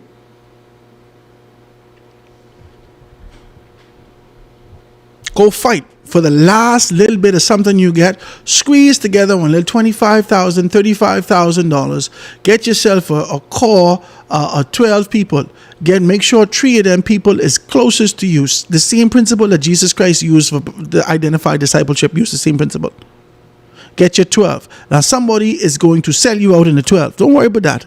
Get yourself prepared to know that somebody in here is a thief. Judas in among them. All right, don't worry about that. Don't worry about Judas. You got the plan, baby. Let him carry the news and do what he have to do. But you find your core. You find your core people. You develop your plans. You execute your plans. You touch your people. You go from island to island. You go from space to space. You go do what you have to do. Do what you have to do. I don't know if you should start in Long Island. If I was you, I wouldn't bother with Long Island yet. I wouldn't bother with Long Island. I don't know the relationship but they got, but I know the Long Island people will support Andre Rollins. And so if you're looking for something, you can't bother with that. You can't bother with you have to leave that. You have to leave that right there.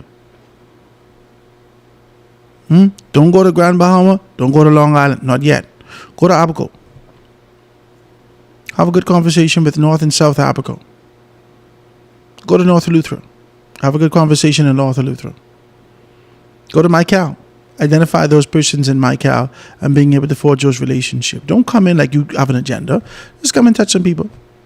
Yeah, just touch some people. Go to Rumkey. Yeah, this is what you do. Go to strategic areas in Nassau. Where Zenith Dam used to be, where Garden Hills. Go to Garden Hills. Go to Garden Hills. Yeah, go to Garden Hills. You may even get away with having a good conversation in the constituency of St. Anne's. If they allow you. Go to Fox Hill. Have these conversations. Build your team. Build your team. You don't need no more than 12 people to have in your team. Build your team. You take care of your people. Make sure 3 of these people who with you is permanent people. Tell them, look, I can't pay you right now. I only could give you $1,500 a month each.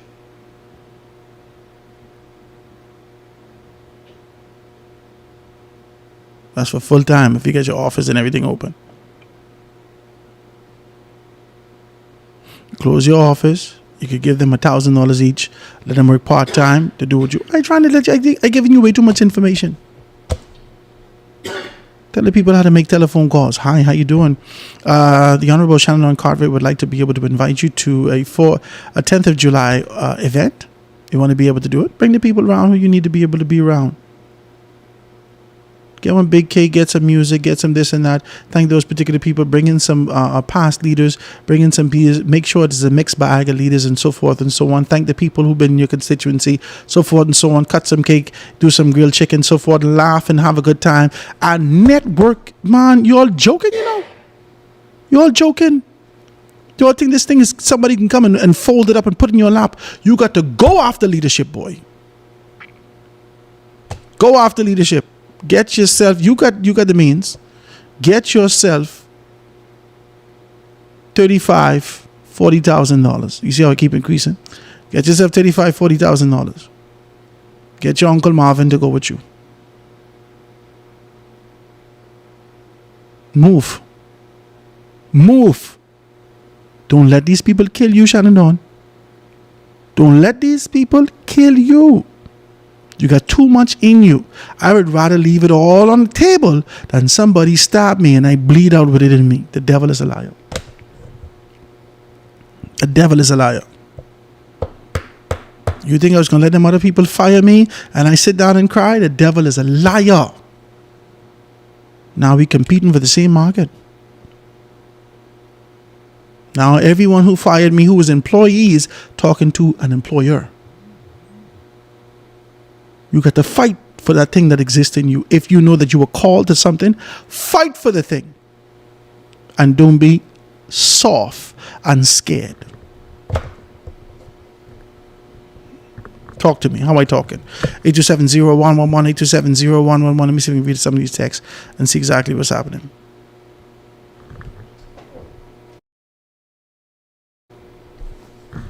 Let's get into it. It says, I watch Brave do that live and even Pintot laugh. Brave is get them good. Brave was wrapping up Howard. They ain't thinking like you. They wanted to fall in their lap. Like they thought the election would fall in their lap. You better go fighting. One thing I learned in this country. As the text is coming through. One thing I learned in this country. You better fight for what you want. You better fight for what you want. All of us in the same bucket. I don't care what private school you're going to. I don't care what college you're going to. When you come back to this shallow pool with a handful of talent in it, all of us fighting for the same goal. You better fight for what you want. Nobody giving you nothing. These old men want the same thing that young men want. And I blame Viagra for that. I just want to be decent with you as I say that. One time ago, Viagra and Cialis, they are the culprit. One time ago, old men would have started pontificating and gotten extremely poetic and being able to provide you some insight about days of old and some wise insight as to what you should do in preparing yourself to be able to move, because their member is no longer functional. So their brain now, you mean like how blind people is? So when you lose one of your senses, all the others amplify. That's what happened back in the day. When men lose the functionality of being able to engage romantically. That's politically correct. I just did that for you. All of a sudden their brains cut on. Because they couldn't use their southern regions anymore. So all of a sudden their brains cut on and they start being able to give you wisdom. And saying to you, well, you know, if you do this and do that, and do this and do that, then you could be able to. Yeah, so they gave you wisdom. Not now. They could be able to take, like Tic-Tac, one of these things, and wait a couple hours, and they fighting for the same thing that you fighting for. Hello, somebody. I can't get away, man. Don't expect them to have any level of integrity. They still trying to be able to preserve youth. They using all the Beijing in the world. Their hair dyed. They're doing their best to keep themselves energized. They take in more supplements and shots and B12 shots and so forth and so on. They're trying to preserve their youth. You think that they want to give you something? Nobody is going to give you nothing until they die. And as they die, like Miles Monroe say, they still got the baton tight in their hand. They ain't giving you nothing. You got to fight. You better fight. Shannon Dawn, I am sad to see that the FNM treated you, well, not the entire organization. Leadership of the Free National Movement treated you with such disdain. I want to say that to you. I am sad to see that leadership in the Free National Movement treated you with such disdain. But I'm even more sad to see that you allow them to whip you. What you think, there's some kind of a biblical story? You can let them whip you and turn your next cheek? But you better get up and fight. Huh? This the fight they say with 1,000 on your left, 10,000 on your right. This that kind of fight that you got to fight. Let nobody hit me on my and stay down. You got your own defeat. The devil is a liar. We got a vision of a future that we envisioned. And we got to get that. If I'd have liked the FNM, I would have been your deputy, but I don't bother. Hey! Praise Jesus. Anyway, ladies and gentlemen, I want to thank you so very kindly for being able to tune in with us today. That's the show. I thank you so kindly for being able to jam with us and join us right here on The Foundation. Every day at 12 o'clock, from 12 o'clock to 2 o'clock, you can be able to check us out right here on 89.5 FM for The Foundation with Howard Grant. We're going to give you insight about what's happening from a national standpoint for growth and development, and sometimes give you a little bit of insight about, how do we navigate this collectively. If you want to be able to be a part of the show, whether or not you want your own show on the station, whether or not you want to come as a guest on my show, whatever you want to do, I'd love you to be able to join me. Hit me up, 827-0111. That's 827-0111. Today we learned about customer service and the importance of a holistic approach to being able to do that, and the importance of being able to have the mechanisms in place to govern this for growth and development in the country. As a result of that, we can be able to make some things happen. And also, we learned the importance of the political malarkey that exists out there. We see the sarcasm that our Prime Minister put out there. We laugh at it, but the truth is, you have to fight for what you believe in. Nobody can give you nothing. They never did like you in the first place. I can't get an amen, Jesus. They never did like you in the first place. You think they can give you something now? The devil is a liar. Fight for the things that you want. Fight. Because the night coming when no man fight it again. Jesus God, this is so holy. I modified the Bible. Please forgive me. Work for the night coming when no man worketh. Fight. Fight for your life and the purpose that God has put in you, for the vision that exists in you. Get that thing out, and let's make some things happen. Thank you guys so very kindly for being able to join us. We're going to see you tomorrow, God spare our lives, on a Wednesday, hump day, right here on The Foundation. Have a great day, guys.